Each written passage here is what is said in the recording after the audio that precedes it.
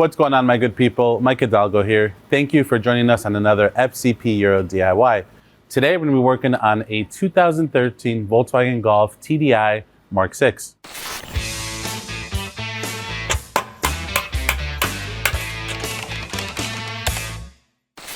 Today on the Mark 6 behind me, we're going to be tackling the fun and exciting job that is going to be the dual mass flywheel replacement.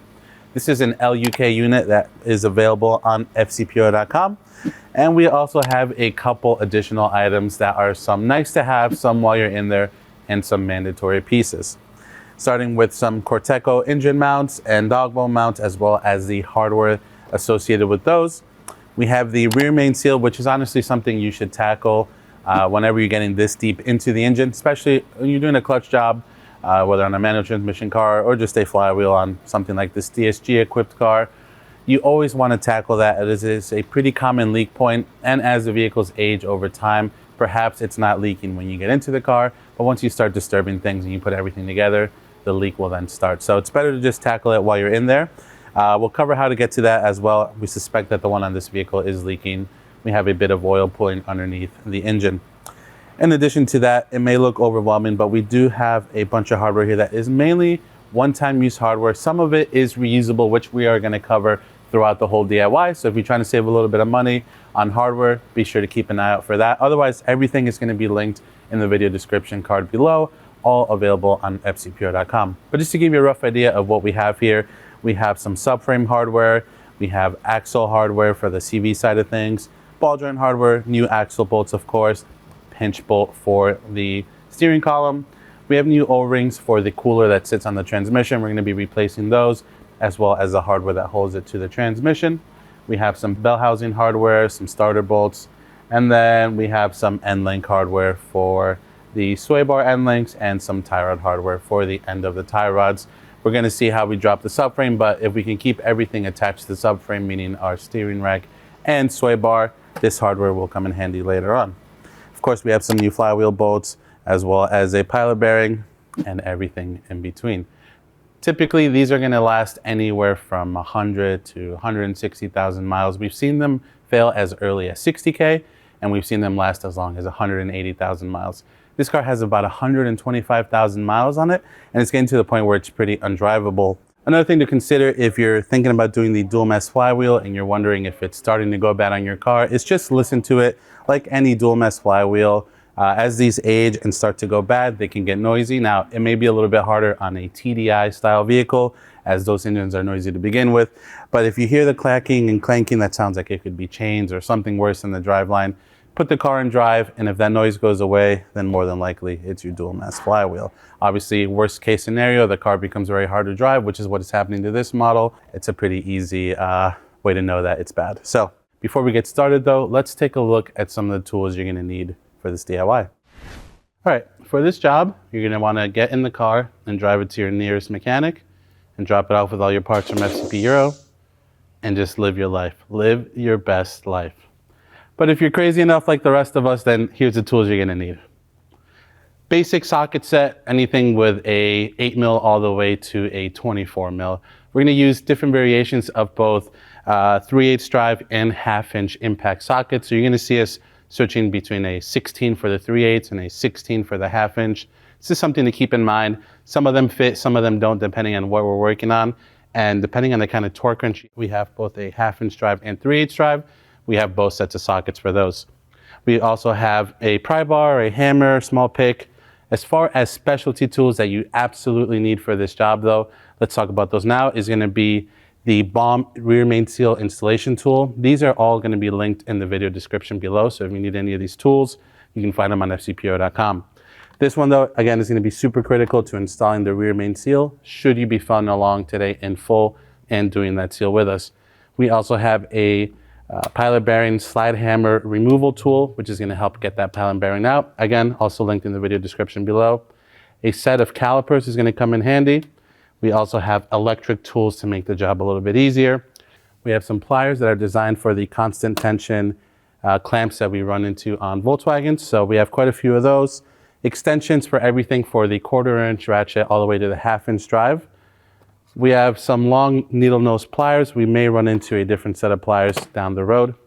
We have the VW Audi TDI. This is for the 1.9 and 2 liter timing toolkit. You've seen us use this on the water pump and timing belt DIY on this actual car. We're going to need that to lock the car at TDC when we do the rear main seal. So if you're going to be doing that, make sure you have that handy as well. Small magnet tool comes in handy. We have some plugs for when we get the cooler off of the transmission. And something else you're going to need, especially if those of you that are going to be doing the rear main seal want to follow along, is 3 M6 by 35 bolts. That's going to help drive the old seal off of the block. And then we have 2 M7 by 35 bolts. You can get these at your hardware store that are going to help guide the new seal in with the tool. We're going to be using the bottom holes on the block. We'll show you as we go along. A couple other basic things, a funnel, a catch pan if you're going to be draining oil, a funnel to fill up your oil. Same thing if you're going to be messing with the coolant at all. We're going to do a flush on this car just because it's due for it. That way we don't have too much coming out of the cooler later on. Make sure you have a catch pan for that. We're going to need pretty much every triple square there is in the set, everything from an M14 down to an M8. So just keep that in mind. We're going to give you a full list of sockets over on maybe my left or right. So if you want to pause for a second and see every individual one, you can do that as well. Along with the rear main installation tool, you're going to need an 8mm hex to drive the inside of the tool up to the crank, as well as a 24mm socket to do the rear bolt. We'll show you how that all works. Again, only applies to the rear main seal. And then anything else in between you may see on the table here, but we're definitely going to cover it as we go through the DIY. Now we know what we're working with, let's go ahead and get started on this job. All right, my good people, we're going to be doing a lot of top and bottom here. We're going to be working above and underneath. We're going to start up top for now. We're just going to start by removing the beauty cover. This just lifts up. A couple rubber grommets hold it in place. And then we can set it off to the side. All right, now that we have the beauty cover off, the next thing here is going to be to kind of clear up our space to get to the transmission. So we have our air feed to our air box. Going into our intake manifold, we have our battery. All of this is going to come out. There's really no right or wrong way to start it. You can go ahead and undo the ground first, and then the positive terminal if you want the electronics to be kiboshed on the engine bay first. So we can go ahead and do that now. Starting with the negative terminal, 10mm socket. Just loosen this. You don't have to remove the nut. And we can undo the negative first, lift that up, push that to the side. Positive. All right. Later on, we're going to have to get this battery out, but we want to get rid of this intake tube to give us some more room to do that. We can go ahead and work on that from the front end here. We have a couple little tabs. These kind of get pretty weak over time. There's a tab here on the front, one on the side, and a locking one on the back. They just kind of help keep this all in place. It will just pop off super easily, so go ahead and get that off. Now we're going to work on our air sensor connector here. Small right angle pick makes unplugging these a whole lot easier, especially if they haven't been off in a long time. Just be sure you're gentle. You don't want to break the clip. We're just reaching in with the right angle to lift up the release tab and pull up. To give you a better view, if you haven't done these connectors before, here's a little release tab. We're just pushing up on that and then pulling up. Vacuum line right here just pulls right up. You can set that back. Now we're going to switch to our T25 and undo the hardware on the airbox lid. These should be captured, so they're going to stay on the top part of the lid. Sometimes they do come out though, so just go ahead and save those on the side. With that undone, we should be able to lift up this lid. Now we just need to undo our clamp up top. I highly recommend, again, the constant pressure plier clamps if you can get them. They make these kind of jobs a whole lot easier. We're just going to go ahead and grab on that. That locks the clamp. And we can go ahead and separate these two. Set this to the side. And we're going to take this clamp as well. And we're going to leave it on the stronger portion of the airbox lid versus the hose. That can collapse the hose end over time. This is nice and sturdy. It's not going to hurt anything. And it'll keep it from getting lost. So we'll set this over to the side. And also a great time to inspect the engine air filter if you haven't done so in a while. Again, every 10 to 20,000 miles, depending on your driving, or every 1 to 2 years. This one is definitely well loved. Maybe we'll throw a new one in before we put it back together. We have 2 T25s on either side of this feed. We're going to go ahead and work that off next. Now we can just go ahead and pull this baby out and set it to the side. I'm going to keep the other T25 that we pulled out just a moment ago with it. kind of keep them together, and we'll throw them on the shelf. With this feed out of our way, now we have an easier access to the locking tab here on the side of this elbow. These aren't always typically so hard to get out, but if they haven't really been out in a long time, they can put up a little bit of a fight like this one has. So we're gonna work this free, take it out. There's another one on the opposite side if you're having a hard time. It's just hard to see, but there is one on the other side. Set this to the side, and then we can work on pulling out the bottom of our airbox. Now we're gonna go ahead and lift up the airbox. There's a couple rubber grommets that hold it into place. This one is one right here, which looks like the head of a bolt. That's just holding down the actual rubber portion of it. Just go ahead and give it a firm lift up. There we go. Be mindful of the coolant hose here, which is why we took off that elbow. Then back here, we have another soft feed. We're gonna go ahead and pop that off, and this can be set to the side. Great time to go ahead and clean this out with some compressed air or a vacuum, especially if you have a lot of debris in it. But with this out, this gives us more room to our battery, so we can go ahead and remove that now. All right, down here we have the other end of this little feed that goes into our intake. I'm just gonna go ahead and take this off now, set it over with our airbox so we don't lose it or damage it. Down here we have our pinch plate, which holds our battery in place. That's held in by a 13mm bolt. With that out, we can go ahead and pull this battery off and set it to the side. And now that we have that off, we have more access to this bottom battery tray, which is going to come out now. It's held in by 3 10mm bolts. We have one right here in the center. We have one right down here on the end, and we have one by our fuse panel over here. So let's go ahead and zap those 3 out.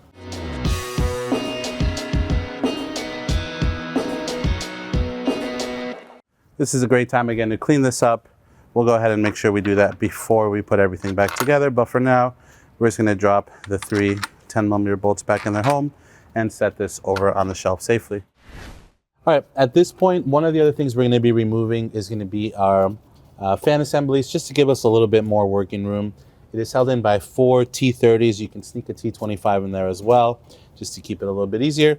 We have 2 up top, which we're going to save for last. We're going to start with the 2 at the bottom, which means at this point we can get the car up in the air.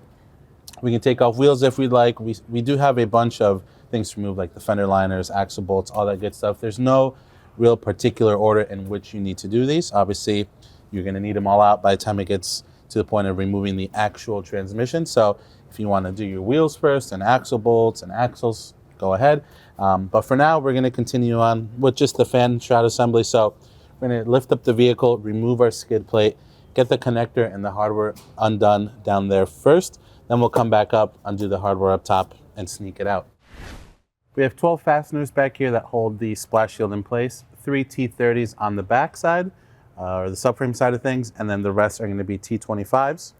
So we'll go ahead and zap those 3 T30s out first. I'm just going to use an electric ratchet to speed things up a little bit. Now we can switch over to the T25 and zap out the rest. You'll notice our car is missing some hardware. Hopefully yours is not. So if we skip around a little bit, it's just going to be because of that.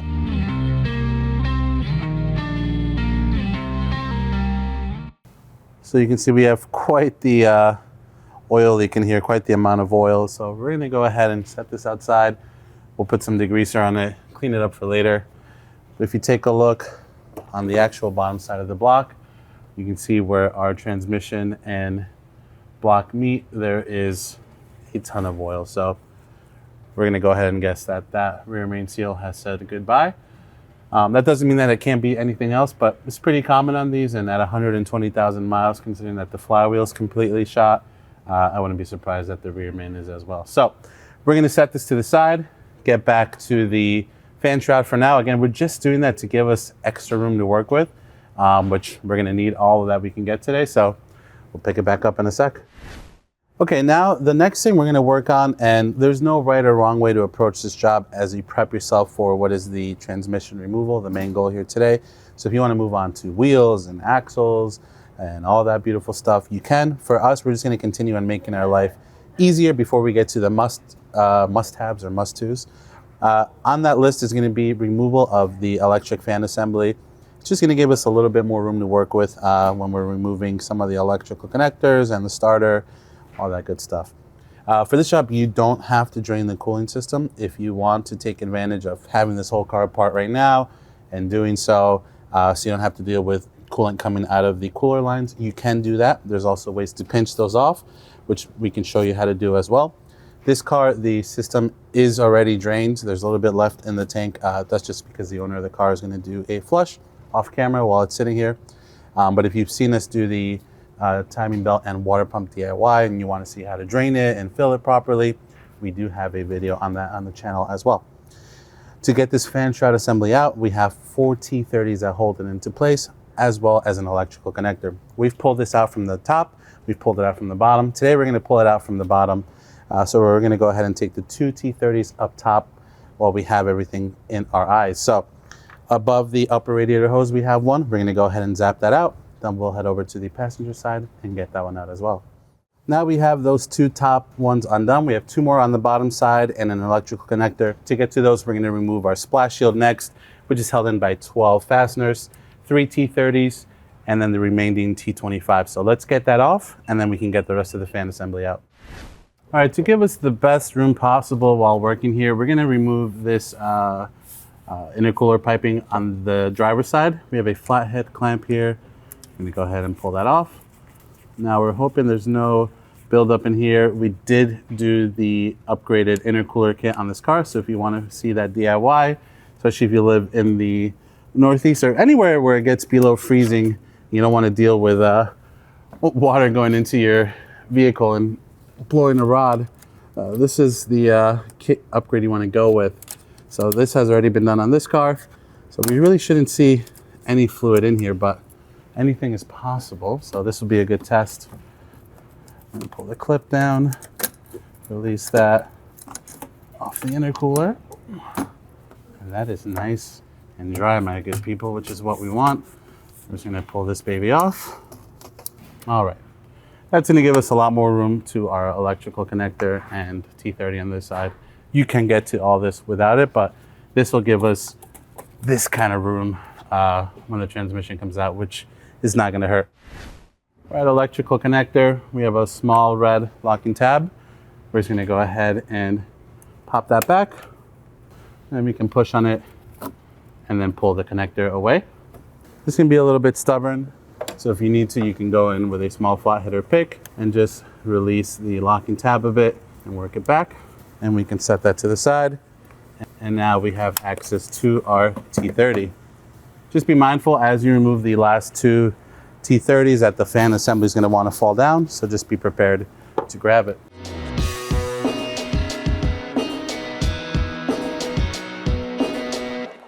With the fan assembly and this intercooling hose out of the way, we have a lot more room to work with now. While we're here, we can go ahead and dislodge this harness that runs through the cover of our DSG pan. These are just a couple electronic, we have a vacuum line and we have a harness that runs through this little like rubber clip. It just simply lifts up. We can lift up the vacuum line, lift up this harness, and just kind of pull it away from the transmission. There's 2 10mm nuts that hold that bracket in place. It shouldn't be in our way, but if it does get in our way later, we can come back and zap those out. We have some more access to our Bellhousing hardware. Here we can see one of the starter bolts, which is in between the pan and the transmission. We have a couple more Bellhousing bolts that run down through here. We have our dog mount hardware, all that good stuff. So we're gonna leave that for now. The next step is gonna be to get the wheels off. We'll get the axles out. We're gonna be dropping the subframe to get the transmission out. It just makes life a lot easier. The flanges that the CVs bolt to stick out a little too far and they will hit the subframe. So just to avoid making our life a little bit more complicated, we're gonna do the subframe drop, and we'll also be able to show you how to do that and how to put it back together. You obviously may be able to work around it. Some people like to take out the ears coming out of the transmission that the drive shafts bolt onto, which is fine, but now you're disturbing a new seal that hasn't been disturbed before, giving you a possible new leak point unless you replace the seal. So just something to keep in mind. There's always different ways to do these kind of jobs. We're gonna show you the more common and straightforward way, so you don't have to struggle at home. So with that, let's get the car a little bit more eye level. We're gonna take some wheels off, some fender liners, and we'll get some axles out. All right, now quickly we're gonna work on getting the wheel off and the fender liners off on the passenger side. We'll also go ahead and zap the axle bolt out as well. And then we're gonna go ahead and just do the exact same thing on the driver's side. We'll just kind of skip through that and then we'll pick it up with the next detailed part. So if you have the beauty covers on there still, you can use your Volkswagen tool or a right angle pick. Get these beauty covers out, and then we have 5 17mm lug bolts to remove.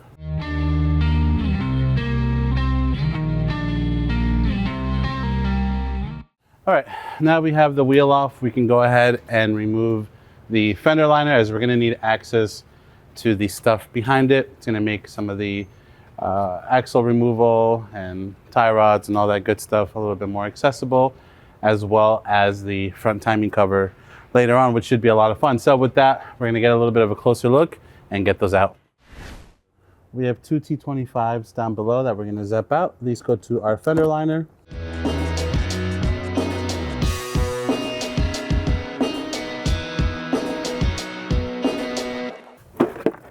We should be able to drop this fender liner. This is also a great opportunity to clean out your liners, get the old foam padding, sound deadening that sits in here, which is usually what rots these out.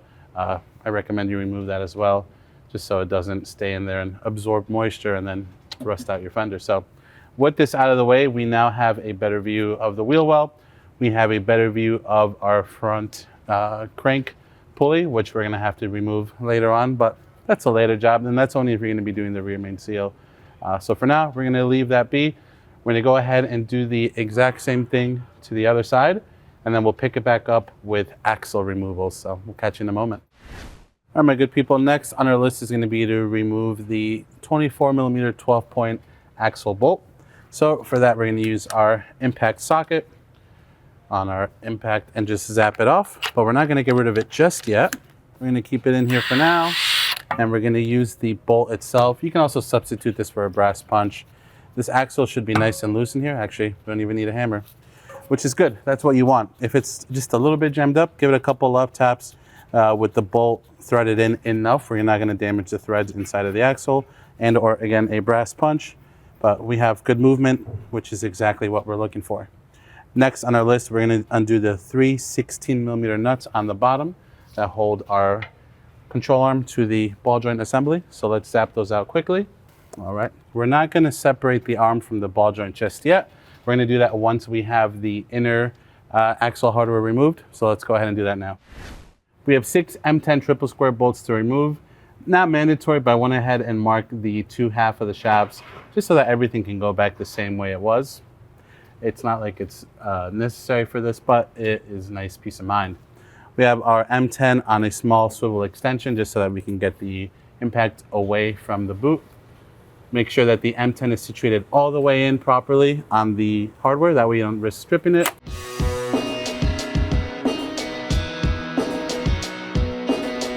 The shaft is gonna wanna come down, so just be sure to brace it properly. It's gonna rest on the control arm. Now we can situate ourselves a little bit better to get the actual shaft out. Now we're gonna go ahead and pull our control arm down, push our whole hub assembly out. We can pull this axle back, get that at a nice angle, and work the CV shaft out. All right, we're gonna go ahead and set this to the side now, and we're just gonna go ahead and repeat the exact same steps over on the driver's side.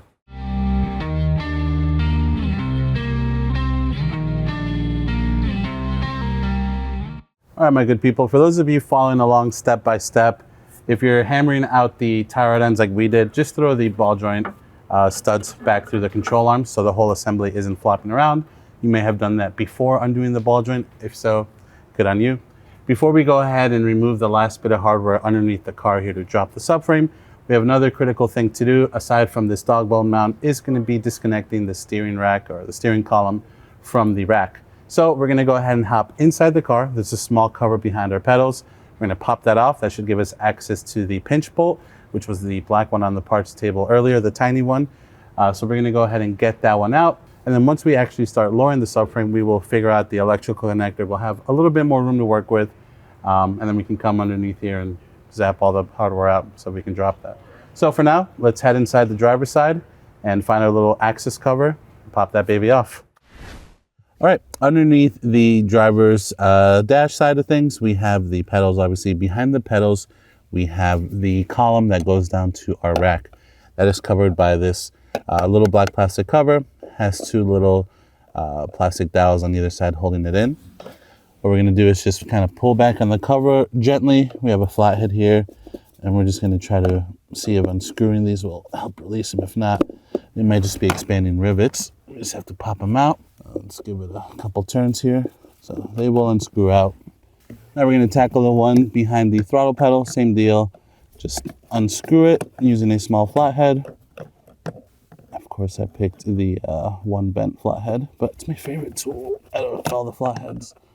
So with our cover off, now we have access to the 13mm bolt that acts as our pinch bolt, holding our column and rack together. You can go ahead and mark it if you'd like. It only really goes on one way, but if you need it as a visual aid when you're putting things back together, you can do so. Another thing to mention is once this comes undone and these two are separated, you do not want to turn the steering wheel or you're going to risk damaging your clock spring. So just be mindful of that. Don't grab it by accident as you're getting out of the vehicle, all that good stuff. So just to show you how we would mark it, we're going to go ahead and do that now. Just a paint pen. Just a little dot on that side, little dot on this side. That'll show you which two sides should be facing each other.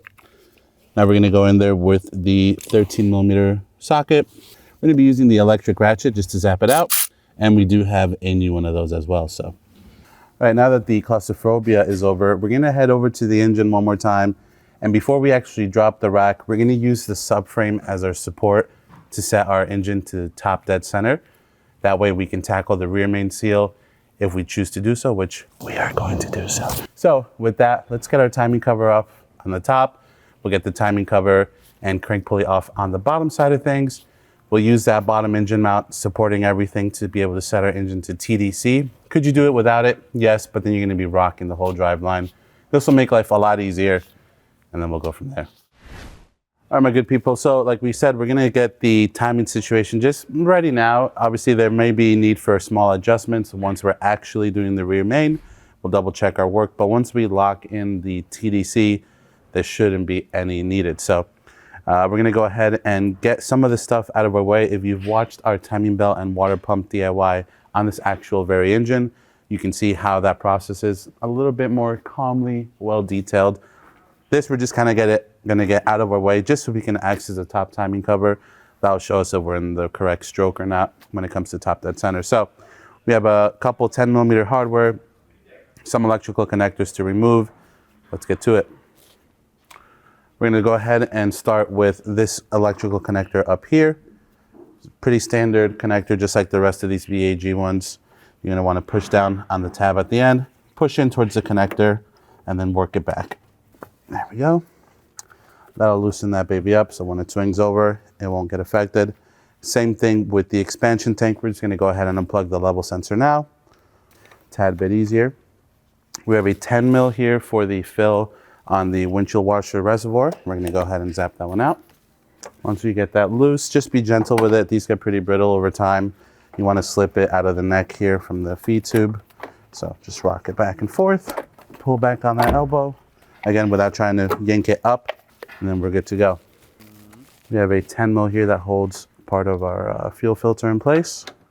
We have one more beneath this AC line, just straight down. That's gonna free that one up. We're gonna pick that one up with the magnet tool. With that one out of the way, we have one more that is hidden in between the engine mount.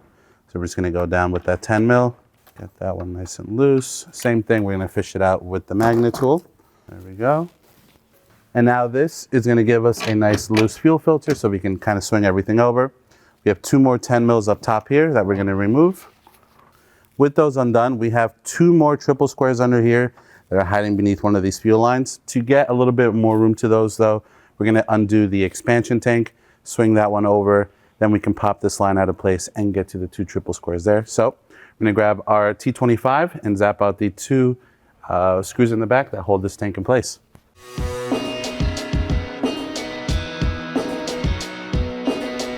We're just gonna work this clip off the bracket here that holds the fuel lines in place. Just a small flathead, kind of prying it up. All right, we're just gonna sneak these fuel lines over to the side. We have two M10s that we're gonna zap out. With these two situated, now we should be able to swing this whole mumbo jumbo over just by lifting it up. Just be mindful there still can be other electrical connectors like this one right here, connected to everything. So once you have better access to them, you can go ahead and pull those off. So you take a small right angle pick to the bottom of it, like you've seen this do before, and get that baby out. There we go. Also, these are 3-pin and 2-pin, so don't worry about mixing those up. Even though they look similar from the outside, they are completely different. We're gonna grab a bungee cord and just kind of hold all this stuff over. Then we'll pop off the 3 locking tabs, which are already a little bit loose because I may or may have not peeked in here before, and we'll get those off so we can access the top of our timing. Went ahead and just pop the clips off. Now this cover can come straight up and we can work it up to the side. Just as a quick reference while I have you here, what we're gonna look for once we set everything to TDC, at least down on the bottom half of things, is gonna be this crown right here. We want this to be somewhere in the north/12 o'clock position. That'll tell us that we're in the correct stroke. Should this be facing down at the bottom where this bolt is right here, then we're gonna be 180 degrees out. So that'll tell us we can come back up, do another rotation, and have this somewhere up here. Now, we still need to verify where the bottom is, but that just gives you a rough idea. So with this undone, let's get the car up in the air, get that belt and crank pulley off, and then we'll remove the timing cover and lock in our TDC. Okay, over here on the wheel well of the passenger side of things, we have our belt, which we're gonna take off first. 16 mil, you can use a wrench or a socket with the ratchet. We're gonna use the ratchet. We're gonna get that on. Pretend like we were gonna tighten the bolt. That's gonna loosen up the belt. And then we can go ahead and just pull it off the AC compressor side of things. Pop it off that crank. And then because it is only going on 3 pulleys, there's only one way it can go on. We're just gonna take it off so that we don't have it in our way. This is a new belt. We did this when we did the timing belt video. This is a great time for you to inspect yours, flip it around, take a look at the ridges, look for any cracking or any discoloration, anything like that. This one has maybe 10,000 miles on it, so it's gonna be good to go. Next, we're gonna work on removing those 4 triple squares that hold the crank pulley to the crank. So let's get those off. There is a dowel or a locating hole for a dowel here, so the pulley can only go on one way. So don't worry about mixing them up. It can only go on one way. We have 5 10mm bolts that hold the timing cover to the front of the block. These are originally held in with a little bit of Loctite, so just make sure if you're going to be reusing the hardware that you put a little bit of Loctite on them before we throw them back in.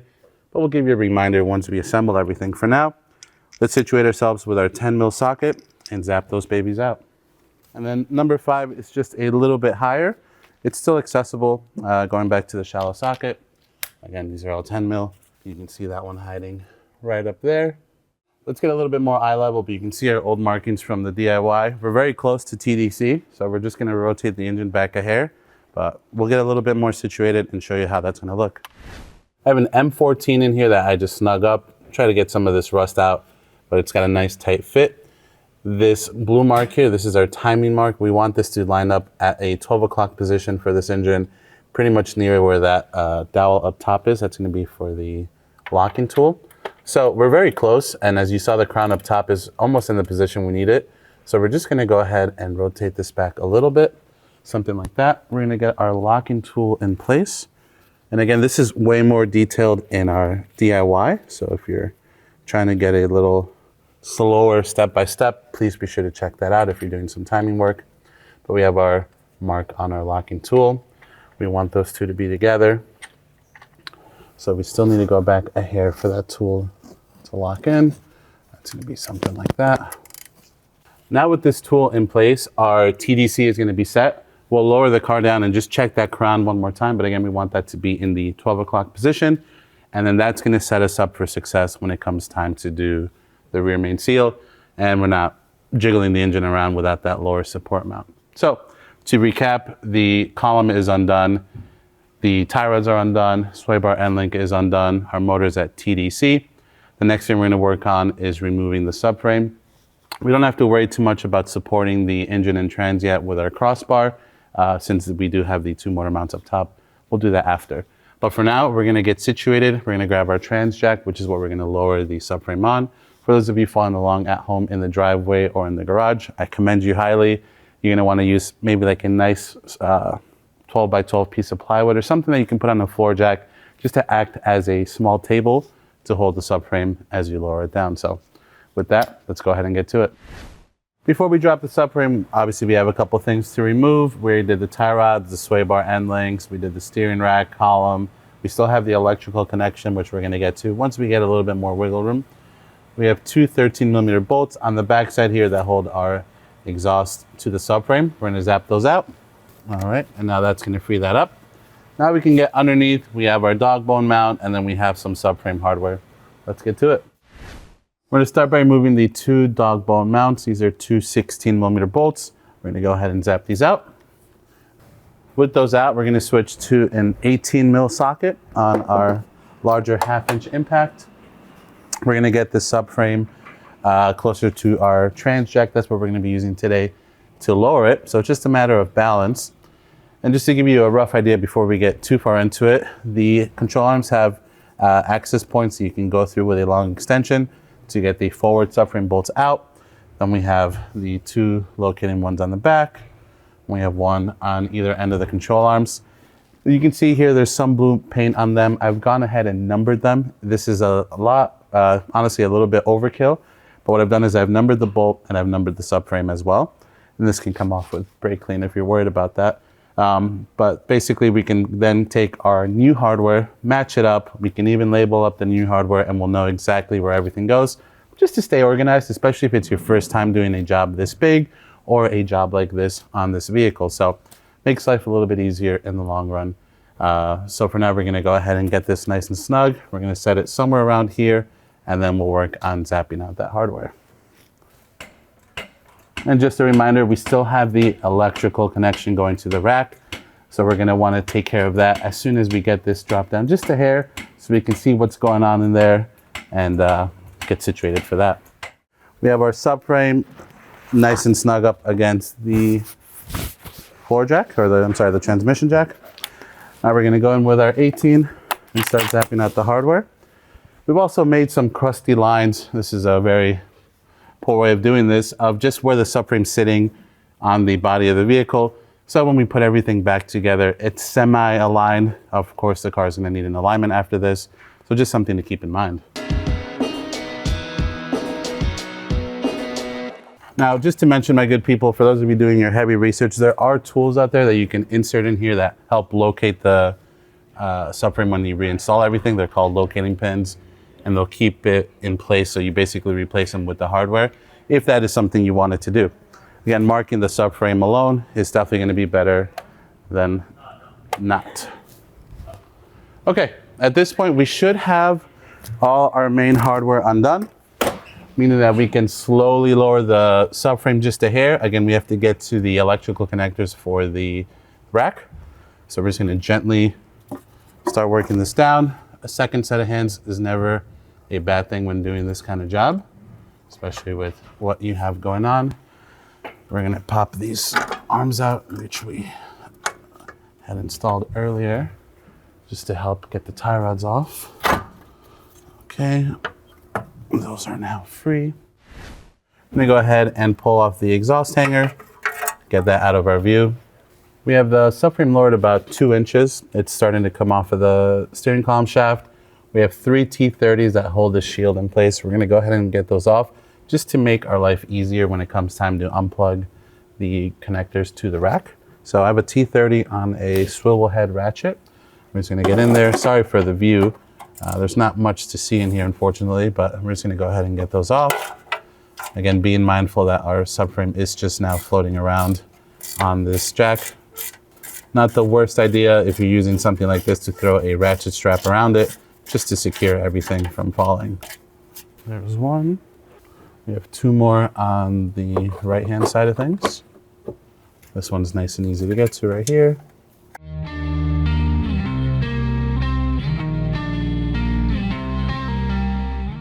And with the shield out, now we have easy access to the two electrical connectors. We're gonna go ahead and disconnect our electrical connectors now. They have red locking tabs, just like the other ones you saw earlier. Small flathead screwdriver, we can go ahead and gently pry that open. Then we can go ahead and just push down on it and just pry off the rack gently and pop that off. The main power harness is gonna be a lot harder to see, but there is another red locking tab up there that you can feel. For that, we're gonna use a right angle pick so that we can push that red tab back. Just have to feel for it first. Then we're gonna push down, and then same thing, just use the flathead to pry that connector back. So we're just pushing down on the release clip super gently with the flathead now. You don't wanna break the plastic housing or anything like that. If it's fighting you, then you haven't released the tab enough. And then this harness just pops out of this metal alligator clip right up top here. You can leave the other one behind. Sometimes it'll pop off with the whole clip. Just put that back, we'll clip it onto the rack after. But now Volkswagen was kind enough to have the harness taped into the actual bracket that it guides it down to the rack. So we have a couple little pinch tabs here that we're gonna squeeze with some needle nose. We're just gonna follow those all the way up so that we can get that harness separated from the subframe. So we're just gonna squeeze these in using some long needle nose pliers, and we're gonna switch back to the flathead screwdriver to help us pry them out. All right, we have the harness undone from the first clip. We have one more on the subframe side of things. That one is gonna be a 10mm bolt, hex, Volkswagen, thank you. We're gonna use a small 1/4" ratchet with a deep 10mm, and we should be able to get it off. It's gonna be a bit of a tight squeeze in there. Sorry for the view in advance, but we'll show you a good view of it once it's down.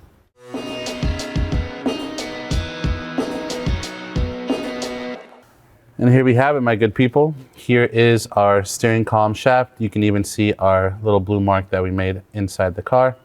So that's gonna stay where it is. We're gonna make sure to line it up. When it goes back in, it only goes in one way. The two plugs for our harness that go to our steering rack. And then we can go ahead and just honestly set this to the side. This is a great time to degrease it, clean it up. Just be mindful if you're using fluids that you don't want to get any of those into your connectors here that are open. We're gonna go ahead and set this to the side, and then we're gonna pick it up in just a moment. We have a couple shields on the passenger side axle area that we want to get out of the way, and then we can start working on a plan to get the cooler off the top and get some bell housing and starter bolts off. While I still have you underneath the car with the subframe freshly out, a couple of things we can tackle just from this side of the passenger side. It's going to be the two M10s that hold the shifter cable into the transmission housing. These two M10s, get those out of the way now. It's a little bit easier to get them from underneath the car. So we're just going to zap those out. And that'll leave this nice and loose. If you'd like, you can throw the two M10s back in, just because at this point, I'm sure you've collected a lot of hardware to keep yourself a little bit more organized. On this side, we also have a bell housing bolt. Now, something to note is, depending on the year of your car, you may have a shield here, like we do, which is our separator plate. This one is part of everything in between the transmission and the block. In some models, there are a couple 10mm bolts that hold that shield in place. So if your vehicle is set up like that, go ahead and get rid of that shield now. In our case, it's all one piece, so we're gonna be leaving it together. One more thing we can tackle from this side is gonna be one of the bell housing bolts here on the bottom portion of the block. We can go ahead and take this one out now. And again, just overkill, but if you wanna stay super organized, you can do something like mark this part of the block 1, or whatever you wanna use, letters, numbers, dots. And then when you take this bolt out, mark it as bolt number 1. Put a little piece of painter's tape on your table, wherever you're working on. That way you know where it goes if you're gonna put it back, or if you're replacing it, you can match up your new bolt with the old one. So let's get this one out next. So this one's gonna be an 18mm bolt. That's gonna conclude everything we kind of need for the time being here, since we just got the subframe out. We're not gonna tackle any more bell housing bolts just yet. We're gonna go ahead and hop back up top now, and this time we're gonna handle the rest of the shifter linkage and the cooler. And then from there, we can come up with a plan on how to lower this down a bit and prep ourselves for the actual bell housing and transmission removal. Now we're going to remove the cooler. We have 2 coolant lines that run to it. Now, if you remember, for those of you paying attention earlier, we had drained the coolant on this car simply because Pat, the owner, was going to do a flush after hours. So there is really no coolant in the system. However, for those of you that are playing along, not doing that, you're going to want to consider pinching off these lines. There's pliers out there, and there's different versions of these tools that will pinch off coolant lines, and you can just grab them, get your pliers in there, give it a nice pinch, and then that will eliminate a huge loss of coolant. So just to show you what that looks like, something like this will do the trick. For us today, we're just going to go ahead and pop these lines off. Now, whether you're pinching them off or not, there's still going to be a little bit of residual coolant in that bit of the line, as well as a cooler going into the transmission. So don't be alarmed, but be prepared for any spillage. I'm going to take our pliers and get these clamps off. Now with those off, we can work these coolant lines back. These can be a little bit tough if they've been on here for a long time. So I'm going to use a small flathead to gently break that seal, not trying to pierce the hose or anything like that. Just simply giving it a chance to come off. I'm going to go ahead and free up this alligator clip right here just to loosen up this coolant line a bit and give us a little bit of room to work with to slide these lines out of the way. It's just a matter of getting a little flathead in there, lifting that open, pulling that hose up, and then we can flip these coolant lines out of the way. I'm just going to tuck these over here and kind of forget about them for now. We're going to clean up our work area a little bit, vacuum up some of that debris, and then we're going to grab our triple square tools and zap off 3 more, you guessed it, M10 hardware. Once we have this cooler out of the way, we can go ahead and remove the rest of our shifter. Just give us a little bit more sneaking room, you know? We have our M10 bit. This is an extended one. Makes it a little bit easier. We're gonna go ahead and zap these 3 out. All right, with those 3 removed, we can pull up our cooler. A little bit of coolant in there, no problem. We're gonna go ahead and set this to the side. These are the 2 O-rings that are gonna need replacing. While we have everything apart, we have new ones of those, and we also have them linked in the video description for you good people. We're just gonna use a small pick to pull them out. And there's 2, just like any gasket or O-ring in a tight spot for a long time. These get pretty flat, and then over time they can even get brittle and start to leak. So we're gonna go ahead and nip those in the butt while we have everything apart. We'll clean this up a little bit more now, but in the time being, if you wanna make some plugs and just kind of cover those 2 openings to keep anything from going into the transmission fluid, now would be the great time to do so. We're going to go ahead and clean up, and then we're going to move on to our shifter cable, finalizing the removal of that. Okay, now with our area cleaned up, we have our transmission fluid plugged off. We're going to remove the clip on the end of the shifter linkage here. This is pretty standard for almost any kind of shifter, automatic or manuals. We have a little tab here that we can push on to help release this clip and slide it down. Just try not to launch it out of the place when you work that off. But basically what we did is we just took the flathead, just convinced it to go down by pushing on that little tab, and we got it out. Then we can slide the shifter arm off to the side, and then that can just hang out. And we can push it down next time we go back underneath the car. There we go. So now that is out of our way. And if you want, just like the other hardware, go ahead and slide the clip back on, and that way you don't lose it. Next, we're going to work on disconnecting our ground up here. We'll disconnect the main plug going to our transmission and get some of the electrical off the starter as well. You can opt to leave it hooked up and just sling it off to the side, or you can disconnect it and just fully remove it. I think we might go with removing it just to give ourselves a little bit more room to work with. Better view for the camera, all that good stuff. So with that, we're going to go ahead and start with the ground cable first, and then we'll move on to the rest. We're going to use a 13 mil to zap out the nut holding our ground to the engine mount, or transmission mount in this case. You go ahead and pull that baby up. Just tuck it over to the side. We can put our nut back on the mount for the time being. Next, we're gonna work on the starter. We have an electrical plug up top with, you guessed it, a red locking tab. Pretty standard for most of these components.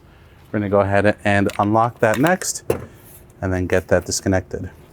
A little will to wanna come off, there we go. Now that baby's off. Now we're just gonna open up this protection cover here using a small flathead. There we go. Once you pop that baby back, you can slide that down. And we have one more 13 mil to undo there. With that off, we can slide this cable back, push that off to the side. Go ahead and put your 13 millimeter nut back on here, just so you don't lose it for later. And then while I have you here, we can also go ahead and undo the main plug for the DSG transmission.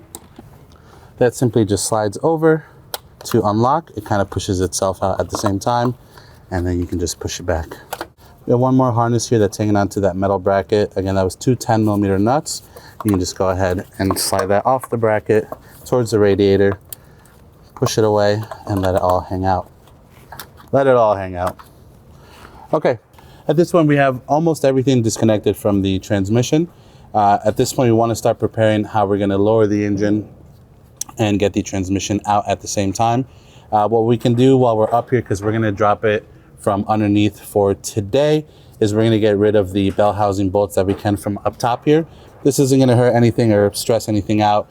We're just going to go ahead and tackle what we won't be able to reach once the car is up in the air for us. And now if you're doing this job at home, in the driveway, on jack stands or the garage, then you don't have to worry about raising the car up or lowering the car down. I know, first world problems.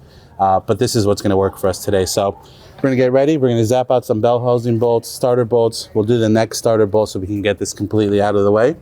And then we'll start getting situated to get these engine mounts out of here and get our engine braced up.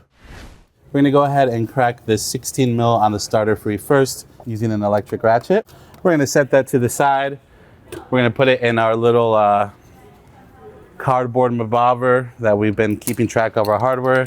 If you're playing along, we're just going to label this one too, right on the starter right there. Pat won't mind. And we'll put it in our cardboard. Now we have two 18 millimeter bolts or M14, depending on which tool you want to use, that hide underneath this charge pipe. We're going to go ahead and zap those out, which is why it's so crucial to get that cooler out of the way.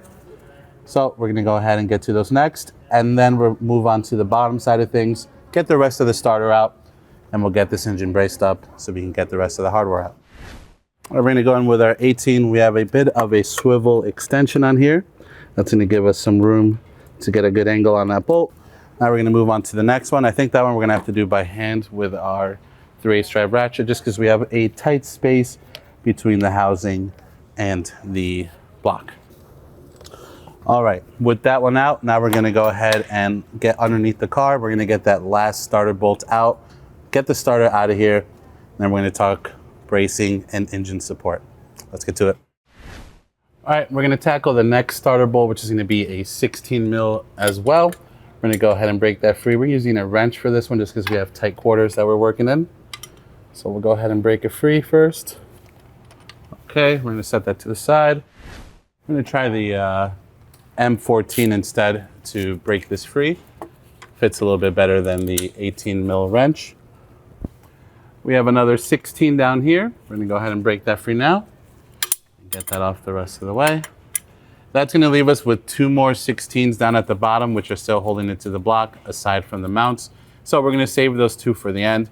And once we get this 16 out of here, we're going to get our brace situated, get that starter out of the way so it doesn't fall on us while we're dropping the transmission. And then we can get those mounts out and get one step closer to dropping this baby out. All right, with that out, let's head back on top and see you in a moment. All right, now we're just going to go ahead and pull our starter out of the way. Set this baby to the side. Wipe off any residual fluid that may be up here from brake cleaning and coolant and DSG fluid, all that good stuff. All right, now with that, we're going to set our starter over and get our engine brace situated so that we can undo these mount bolts, lower this baby down, and work on pulling the transmission. All right, we have our engine braced. We have the two mounting brackets that are one side on the front, one side on the back of the block with a chain through the middle. That's the best way we could fit the support bar that we have here in the shop. Unfortunately, if we wanted to use just the mount on the front, it was too far forward. It would end up on the headlights, wouldn't quite work. The one in the back was too low down and too far back. You had the hood shock, support shock in the way. So now with the chain, at least, the balance is going to be right in the middle. So it's going to be nice and even. It won't really force the engine backwards or forward, which is actually a lot better for what we're doing today. So now we have 3 18mm bolts that we're going to zap off from the mount to the mounting point on the transmission. So drop down a little bit, but that's no problem. That's to be expected. With that down a little bit, we can remove the 4 bolts that hold this mounting plate to the transmission. You may get away with leaving it on, but if you remove that, that's going to give you another 2.5 inches of clearance to clear the frame rail, which is going to be super helpful for what we're doing today. All right, now that we have the transmission mount separated from the vehicle, we're going to go ahead and lower the whole engine transmission assembly from the driver's side, if you will, down. Our goal here is to be able to clear the frame rail down below. So it's important to have a brace bar that can set up properly and give you enough slack to work with. Also keep in mind, we don't want to lower the engine so much so that we're going to put some weird stress on the other components that are still attached. So just keep that in mind as you go down. Same thing applies to any job whenever you're doing a engine hoisting and raising and lowering DIY like this one. All right, my good people, we have lowered the engine and transmission a decent amount. What you want to account for as you separate it is the DSG filter. You don't want to bash it into the subframe as you pull this out. So just be mindful of that. We have quite a bit of room now between that and the frame. I think we have about maybe 8 inches, so we should be able to pull that transmission off of the block onto our jack and then lower it down. So I think we'll be okay there. But with that, let's go ahead and get underneath it and pull this baby out. All right, we have our transmission jack situated. We have a ratchet strap around it. Because this is an awkward and heavy shape, be mindful that it's gonna probably wanna rotate backwards on you towards the differential side of things. So just be mindful, if you ratchet strap it, get a second set of hands if you can, just keep it on the jack and keep it from falling on you. That's gonna be the goal here. We have 2 more 16mm bolts on the bottom that we're gonna go ahead and work off. These are what are holding the transmission to the block still. All right, and now we have these last 2 out. That should be everything holding these 2 together. We're gonna lower down the jack a little bit. We have it already pitched at an angle and we should be able to free it up. We have 1 more bolt, which we forgot about, that hides behind the starter. It's gonna be an 18. We have a 3/8 drive 18. It's gonna be a snug fit on our ratchet. Once you break it free, you should be able to just remove it by hand the rest of the way using the socket. Now we have all the hardware out. We have the bottom bell housing bolts out. I have Pat here, who's actually the owner of this car. I have to make him do a little bit of work. We're gonna go ahead and lower this trans down a bit. It's already starting to separate from the block, which is great. So we're gonna go ahead and slowly bring down our transmission jack. Remember, again, we have the engine braced already, ready to rock and roll. Just gonna take the tension off. And here is our DSG. Great time to service it, power wash it, clean it up. But for now, let's get this thing out of the way and let's take a look at why we're doing all this hard work, which is gonna be that flywheel. We have our trans off. Here's our flywheel. It's got quite a bit of play as far as left and right motion, definitely more than what would be new. Once we put our new one on there, you can compare. You can see here, we have quite a bit of travel. The planetary gears are pretty worn in. We don't have any front or back play, which is good, meaning that this was just starting to go bad. But obviously if we let it go any further, the car would become undrivable. So next on our list is going to be to get these triple square bolts out, get this old flywheel off, and take a look at our rear main seal, which we can already tell based on how the bottom of this engine looked is going to be bad. We have 6 M12 bolts to remove, so let's go ahead and zap those out.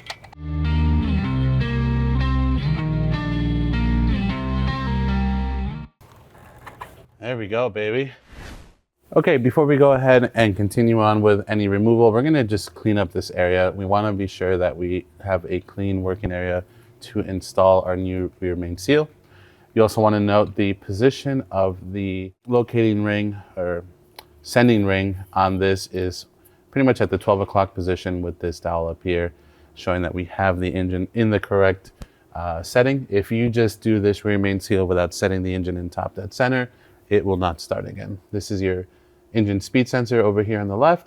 So it needs to read this ring on the outside when you go to start it, and some voodoo magic will keep it from starting if you just do the ring without setting the engine properly. So something to keep in mind. I know we said it before, but super important. We're just going to degrease all this, give it a few minutes to sit, and then we'll go in with some brake clean and just get it as nice as possible.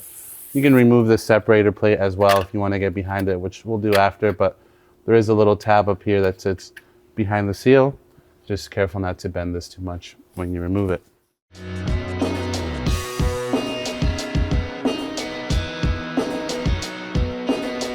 All right, now we have our area cleaned up. The next thing we're gonna tackle before we remove the rear main seal is gonna be to undo the pilot bearing. Obviously, you wanna replace this whenever you're doing any sort of clutch job or flywheel job like we're doing today, especially after the amount of cleaning and degreasing we did. We got quite a bit in here, as well as some brake cleaner, so definitely doing some damage to those needle bearings. Regardless, something that needs to be replaced. We're gonna go in with our slide hammer tool and try to get this pilot bearing out. We have our center bar completely out. Get that tool bottomed in. And we're gonna turn in the center stud to spread open the forks. That should give us a nice bite. We're just gonna lock this down, and then we're gonna use the slide action to work it out. All right, now we have the old pilot bearing out. We're gonna go ahead and drive our new one in now, just so that is all settled. And then we're gonna move on to the actual rear main seal itself. Now, there's two things we should cover now before we get too far into it. Hopefully those of you watching are doing your homework before getting into the job. To do the rear main seal per Volkswagen and to do it proper, the oil pan has to come off. There is some hardware that goes through the pan into the rear main. So to have the best sealing surface, you wanna take the pan off, pull the seal off, put the new seal in, pan goes back in. The alternative to this is to leave the pan on, pull the seal off, drive the new one on, adding some extra sealant to the corners. That can prove just as effective, but there is the greater chance of a possible leak down the road. So if you want to totally eradicate that, especially if it's your personal vehicle, you want to keep it for a long time, the best thing to do is going to be to drop the pan, which we're going to do today just to cover and show you exactly how to do it the full way, if you will. So once we get this tool situated, I think we're going to try to use the old bearing to help drive the new one in. If not, we'll switch over to a socket or something similar. The way you want to install it is with the writing, the INA writing facing outward. If you paid close attention to the old bearing before you mangled it up, you'll notice that there is a seal on the outer edge that's going to be facing out. And then it has a non-sealed portion, if you will, almost like an O-ring on the inside, that's going to go in towards the crank. So just make sure that you have, if you can't see anything else, at least the writing facing out, and then you'll know you're in the right direction. And then just get it snug up by hand as best as you can, just so it doesn't fall out on you. And the goal here is to drive it in nice and even. We're going to use the old bearing, as it's the exact same diameter as the new one, to try to tap that in gently. And then we'll make sure that have it sitting right where our old one was, which was at the end of the tapered edge, right on the outside of the crank. All right, so far so good. Just make sure to stop and take a look and make sure it's not going in crooked or anything of that matter.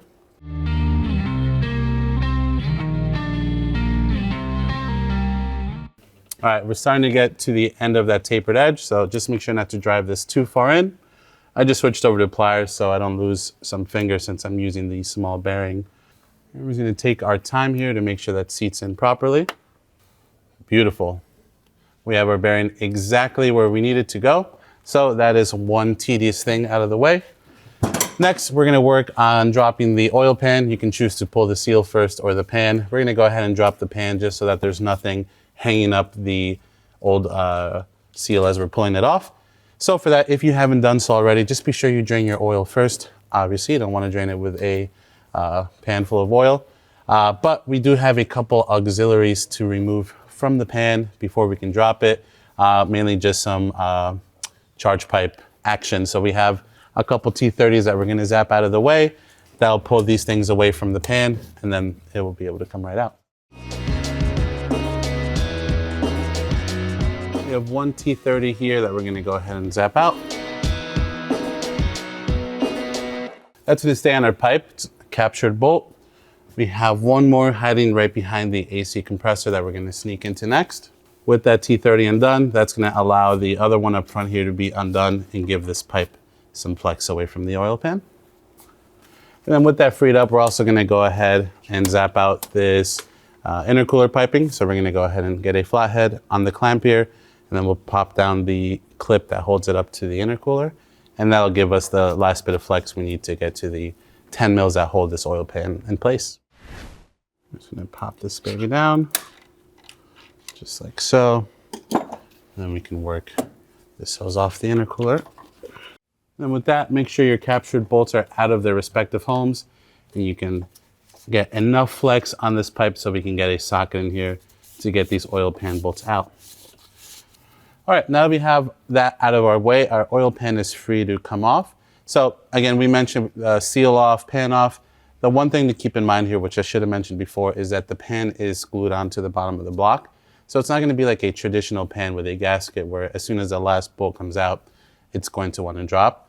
So if anything, we're gonna want a lip to work at to get the pan off. So I think the best lip in this case is gonna be the seal, at least where the seal is. So for this, we're gonna go ahead and snack on our words, get that seal off first, and then we'll have a nice slip on the oil pan to get that off. So with that, let's show you the trick on getting that seal off now.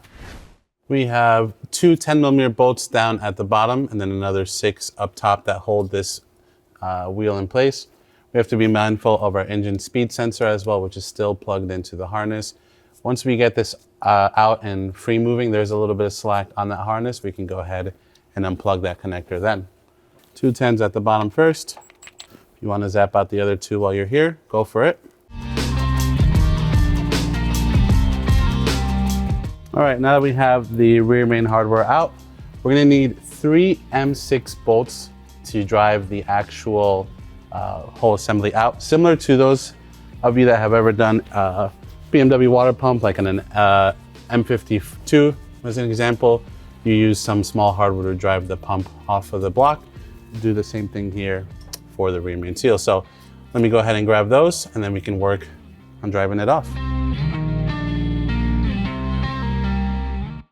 And there is the rear main. Here's our electrical connector on the back side of things. We're gonna go ahead and push on that tab and just release. And then over on the workbench, we'll take the sensor out and transplant it over to our new seal. In the meantime, though, we're going to continue at the removal of the pan. So we have a few more 10mm going all the way around the block. Then we're going to come back here and work at this lip to break the seal between the pan and the block. So we have already taken out 4 of the 10mm bolts that hold this pan on. We have 16 more to go. So we're just going to work our way around quickly, zap them out, and then we'll work on separating the pan from the block.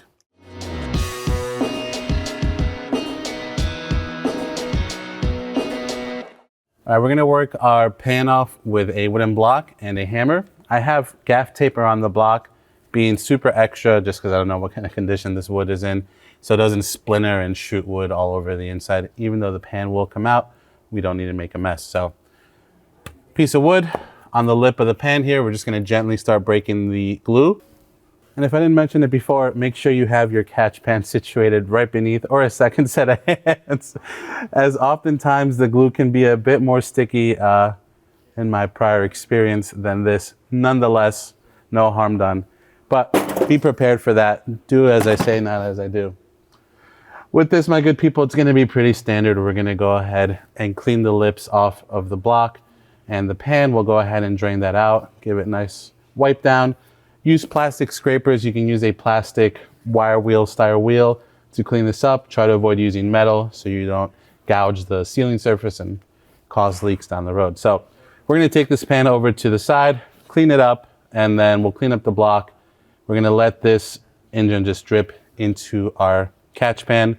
Great time to inspect everything if you're concerned about anything else while you're in here. And then we'll pick it back up with the rear main seal install, and then we'll go from there.